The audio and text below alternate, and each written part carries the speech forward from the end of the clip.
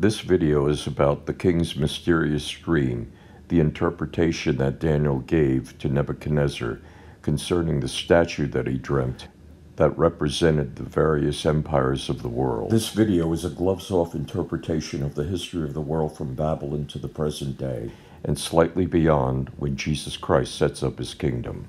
Daniel's interpretation given to him by God explains the statues represents a series of kingdoms, each less glorious than the one before, as indicated by the decreasing value of the metals. Daniel identifies Nebuchadnezzar as the head of gold, stating that God had given Nebuchadnezzar much power in Daniel 2:37 and 38.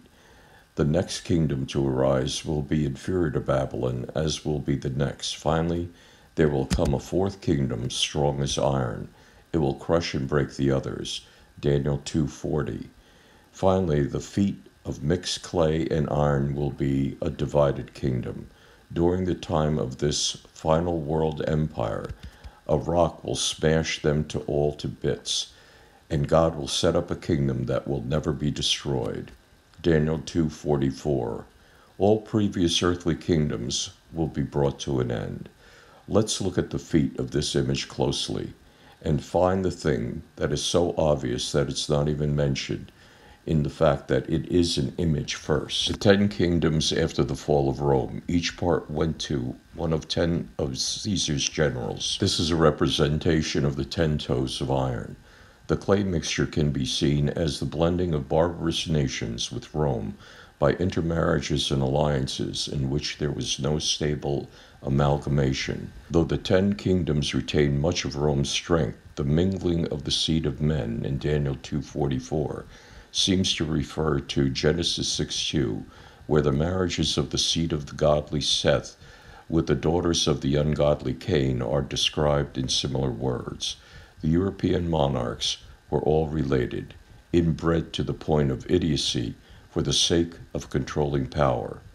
The reference, therefore, seems to be a blending of the Christianized Roman Empire with the pagan nations, a deterioration being the result. Efforts have been often made to reunite the parts of the one empire by Charlemagne and Napoleon, but that was in vain. The consistent dominant power over the past 1,000 years has been the Roman Catholic papacy, claiming its authority from St. Peter by Jesus Christ himself. The early Christian church was persecuted by the pagan Roman Caesars. Peter was crucified under Roman rule, as was Jesus. As attendees in the Roman Colosseum watched the early Christians ravaged by beasts for blood sport, many became convicted under the power of the gospel. About 300 years passed before Constantine made Christianity the formal religion of the state. Pagan practices and holidays were adopted by the church in order to make a smooth transition to Christianity from sun worship and idolatry practiced by the previous empires of Babylon, Persia, and today's Iran. Greece, with its mythological gods, and Rome, who simply gave Roman names to Grecian gods. The Vatican roof cornice is lined with statuary stolen from Greece when Rome conquered and integrated the Greek Empire into its control. The Jewish Sabbath day of worship, which Jesus kept as part of the 10 Commandments, was changed to Sunday, the day the sun-worshipping pagans worshiped the sun and their assorted idols. The Spanish Inquisition, headed by representatives of the Roman Pope, lasted for 50 years, killing an average of 1 million people a year to force Christianity onto Jews and pagans, more for the enforcement of control rather than the dogma or ideology. That ranks up there with the Russian purges of the late 19th and 20th centuries, where over 50 million were put to death.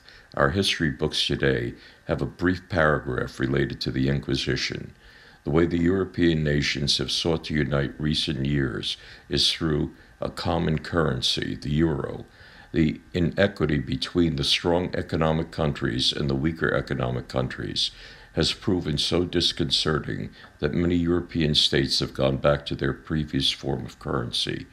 So we find neither money, nor inbred monarchs, nor foreign meddling, nor nationalized corporations, nor the dictatorships of the First or Second World Wars could dissolve borders and unify the European states.